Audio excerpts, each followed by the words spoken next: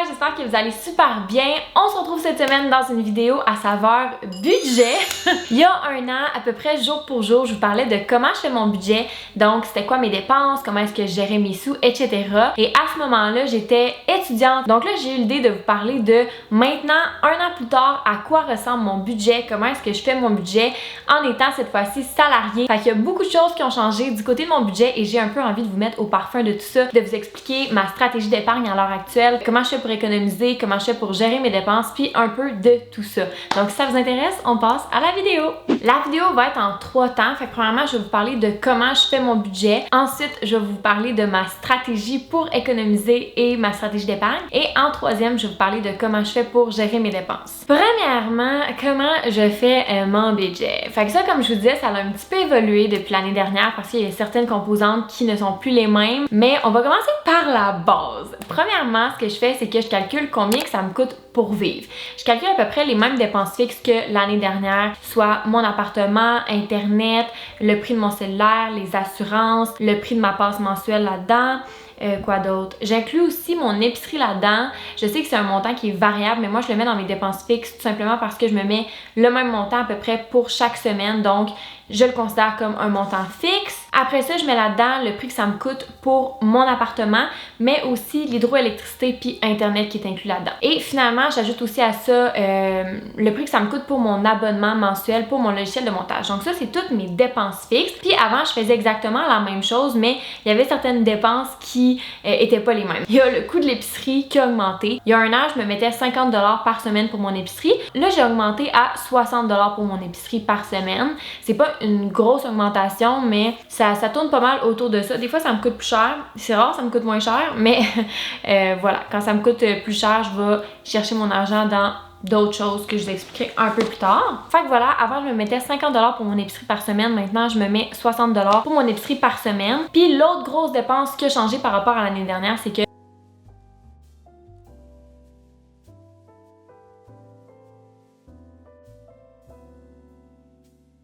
fait que c'est un choix personnel que je fais. Je sais que si j'étais dans une autre ville, probablement que ça me coûterait vraiment moins cher, étant donné qu'à Montréal, les loyers sont vraiment plus chers qu'ailleurs au Québec. Mais bref, je me plains pas parce que j'adore vraiment ma ville. Ah oui, aussi, mon cellulaire me coûte plus cher que l'année dernière, étant donné qu'avant, j'avais un cellulaire qui était quand même plus vieux. Puis, étant donné que c'est mon outil de travail, que je fais beaucoup de contenu avec ça pour des collaborations, mais aussi pour mon vrai travail de salarié, ben j'ai augmenté. Je me suis racheté un nouveau téléphone en fait qui est un iPhone 13.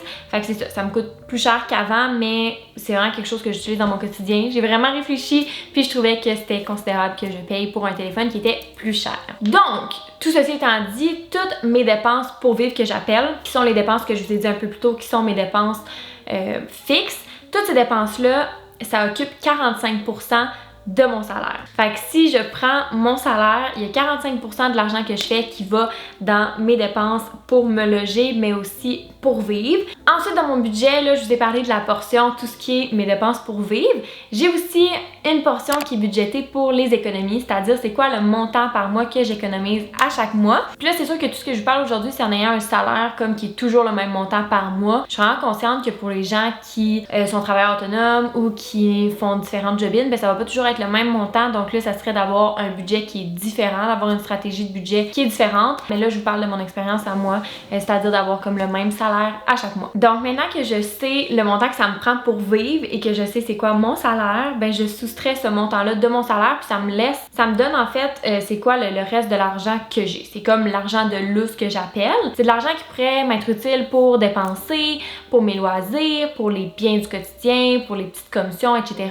Mais c'est aussi de l'argent dont je peux économiser un certain montant. Fait que moi, ce que j'ai décidé de faire, c'est d'économiser 30% de mon salaire total. Ça peut être plus, ça peut être moins, tu sais, je pense que ça c'est vraiment propre à chacun. Moi, je voulais vraiment avoir un équilibre entre j'économise un montant, tu sais, qui est quand même substantiel, mais j'ai quand même un mode de vie à côté qui me permet, tu sais, de pouvoir aussi voir mes amis, profiter des petits plaisirs de la vie, etc. Fait que je voulais pas me sentir trop privée, mais je voulais pas non plus trop dépenser. Donc c'est la manière que j'ai trouvé d'économiser, puis j'aimerais ça éventuellement économiser un plus grand pourcentage de mon salaire, mais en ce moment, c'est vraiment le montant que je trouvais qui était parfait pour moi. Puis là, ben avec l'argent qu'on met de côté, on pourrait par exemple exemple se faire un coussin financier, on pourrait investir en bourse, on pourrait en mettre dans son CELI, on pourrait en mettre pour notre retraite. Après ça, il y a vraiment mille et une façons de gérer l'argent qu'on épargne. Moi, en ce moment, je suis surtout en train de me bâtir un coussin financier. Puis après ça, j'aimerais ça commencer à avoir une meilleure stratégie d'épargne. Fait que tu sais, vraiment ouvrir mon CELI, puis mettre de l'argent aussi dans mes REER et tout ça. Mais là, en ce moment, comme je vous dis, je suis plus en mode, je commence ma vie d'adulte, fait que je suis en train de me setter.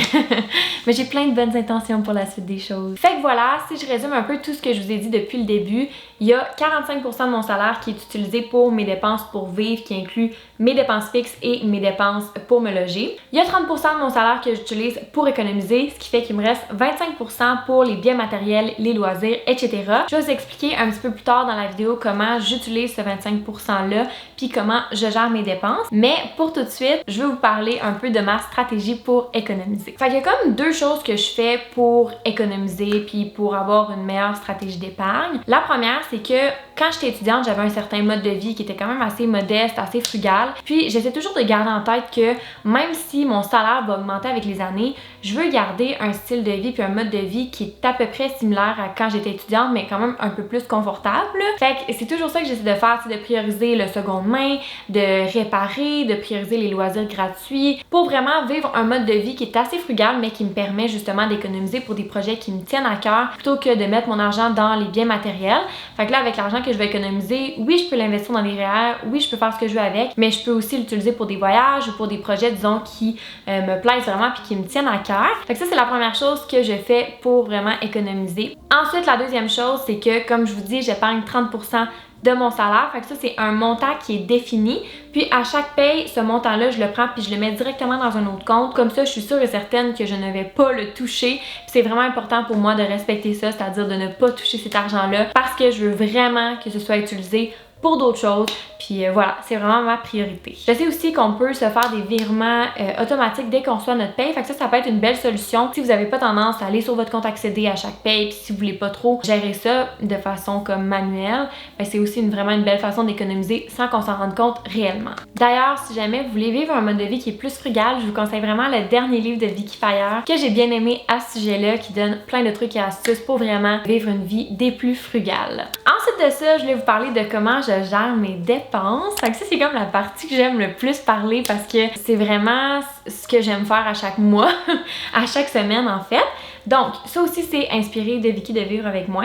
J'ai dans mon cellulaire une note dans l'application Notes sur l'iPhone. Chaque mois, je me fais comme une nouvelle page avec chacune des 4 semaines. Puis, je vais écrire la date de telle date à telle date, de telle date à telle date, de telle date à telle date. Fait que j'ai mes 4 semaines.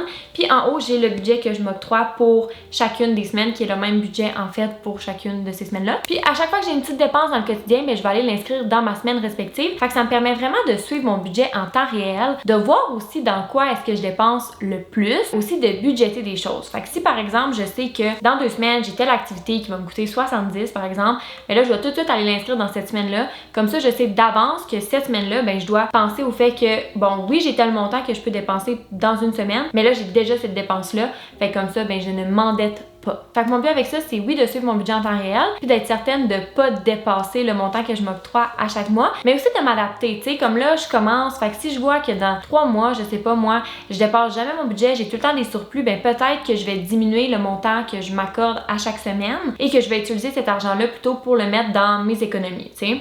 Fait que c'est toutes des choses un peu que je peux gager avec ça, mais par contre, mon but c'est pas de diminuer ce montant-là le plus possible parce que je veux quand même être bien, je veux pouvoir avoir le loisir, tu sais, de sortir avec mes amis, d'aller au restaurant et tout ça. Fait que mon but c'est pas de diminuer nécessairement ce montant-là au plus petit, mais si je vois que je fais tout le temps des dépenses dans un secteur puis que je pourrais peut-être le remplacer par quelque chose de plus durable au quotidien, ben je vais peut-être changer un peu mes manières de faire. Fait que ça me permet d'avoir une vue d'ensemble sur mes dépenses puis aussi de suivre mon budget en temps réel. Fait que voilà, c'est pas mal ça les grosses différences avec quand j'étais étudiante à maintenant depuis que je suis salariée. C'est toujours un peu en constante évolution, il y a des choses qui risquent de changer encore, mais pour l'instant, cette manière de faire-là me convient. Fait que j'espère que vous avez aimé regarder cette vidéo-là. N'hésitez pas à me dire dans les commentaires un peu comment vous gérez votre budget. Je pense qu'il n'y a pas nécessairement une bonne manière de faire un budget. Il y a plein de bonnes manières. Fait que je suis full ouverte à vous entendre là-dessus. Si jamais vous avez aimé la vidéo, je vous invite à vous abonner ou encore à laisser un commentaire. Et on se retrouve très bientôt dans une prochaine vidéo. Bye tout le monde!